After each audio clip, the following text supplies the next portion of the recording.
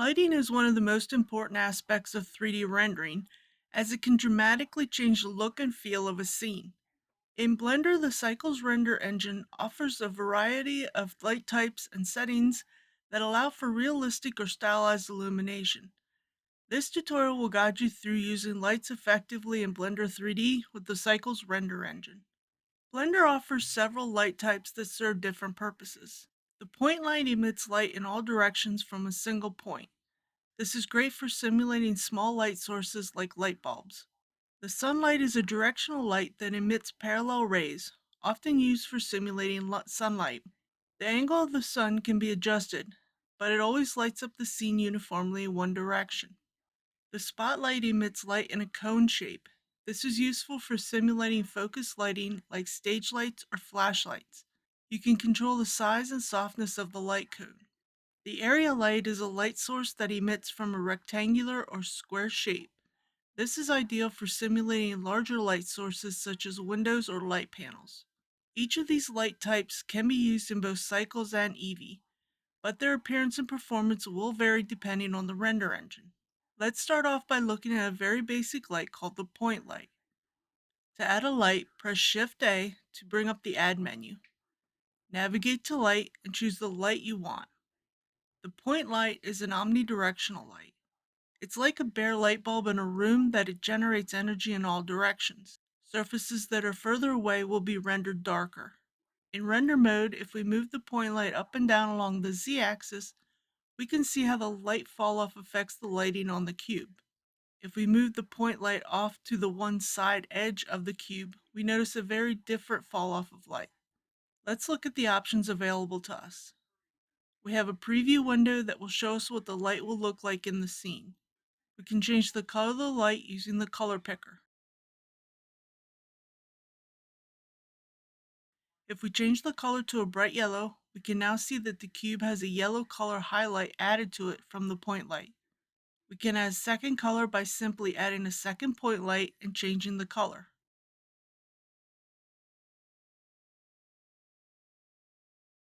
We can change how weak or strong the point light is by changing the power option.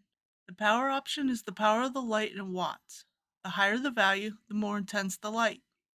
The exposure option scales the power of the light exponentially, and the normalize option changes this power to watts, specifically radiant power, per square meter.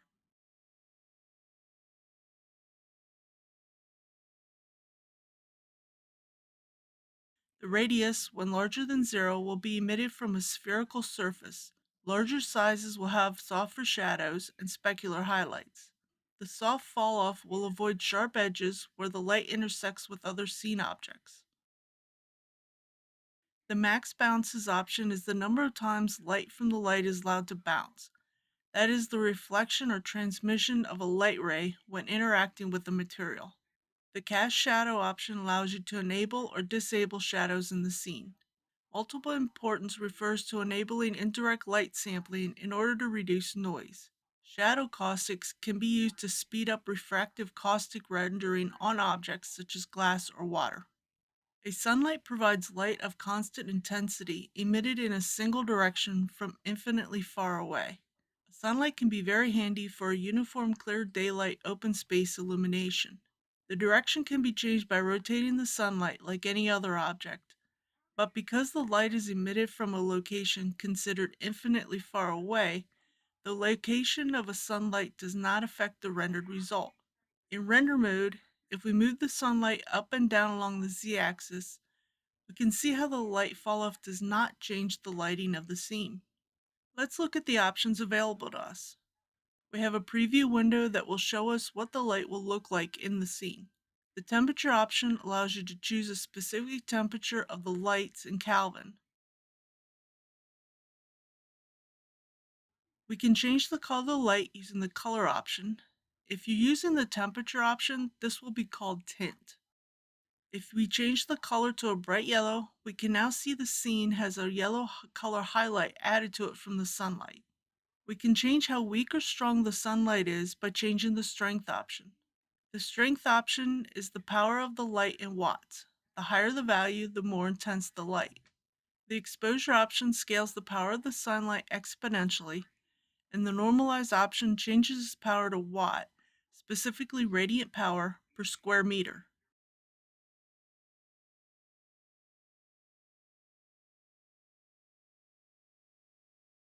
The angle is the size of the sunlight according to its angular diameter, as opposed to its actual size as seen from Earth. The max bounces option is the number of times light from the light is allowed to bounce. That is the reflection or transmission of a light ray when interacting with the material. The cast shadow option allows you to enable or disable shadows in the scene. Multiple importance refers to enabling indirect light sampling in order to reduce noise. Shadow caustics can be used to speed up refractive caustic rendering on objects such as glass or water. A spotlight emits a cone-shaped beam of light from the top of a cone in a given direction. The spotlight allows us to confine light to a very specific beam of light within the scene, which is similar to a spotlight in a theater or a flashlight. Notice that there is a cone of light that we can work with when we're using this type of light. The direction can be changed by rotating the spotlight like any other object. In render mode, if we move the spotlight up and down along the z-axis, we can see how the light fall off changes the lighting of the scene. We have a preview window that will show us what the light will look like in the scene. The temperature option allows you to choose a specific temperature of the light in kelvins.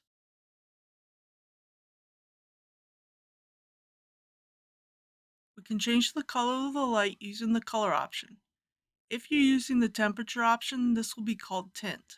We can change the color of the light using the color picker.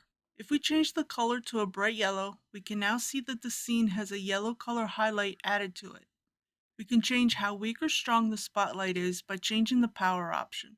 The power option is the power of the light in watts. The higher the value, the more intense the light. The exposure option scales the power of the spotlight exponentially, and the normalize option changes this power to watts, specifically radiant power per square meter. The radius, when larger than 0, will be emitted from a spherical surface. Larger sizes have softer shadows and specular highlights. The soft falloff will avoid sharp edges where the light intersects with other seen objects. The angle determines the size of the outer cone of the spotlight, which determines how wide the light spreads across the scene.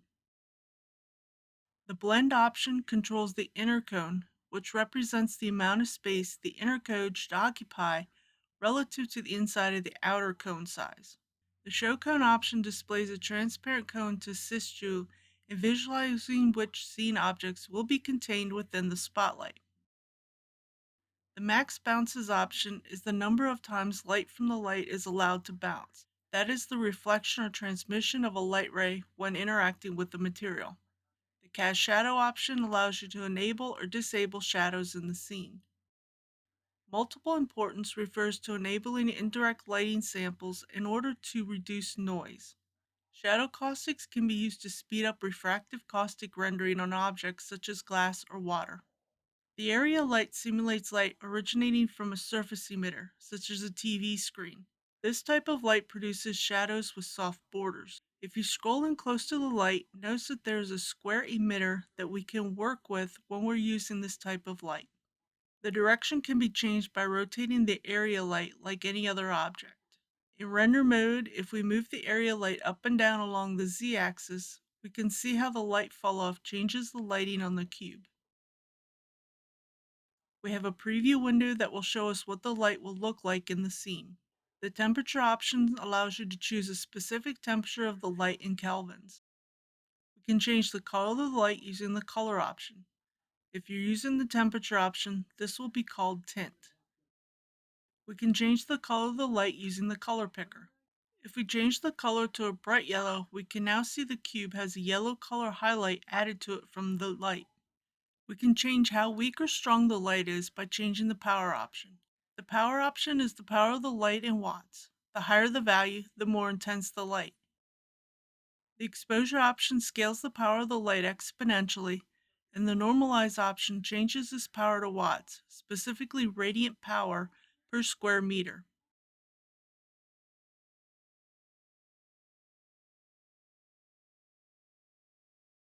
We also have shape options for the light emitter. We can use square, rectangle, disc, or ellipse.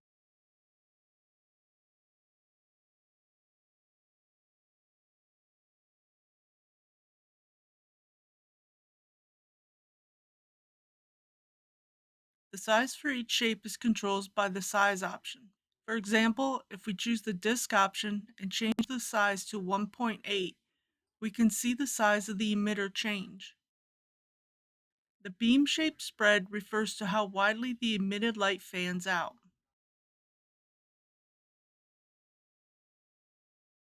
The max bounces option is the number of times light from the light is allowed to bounce.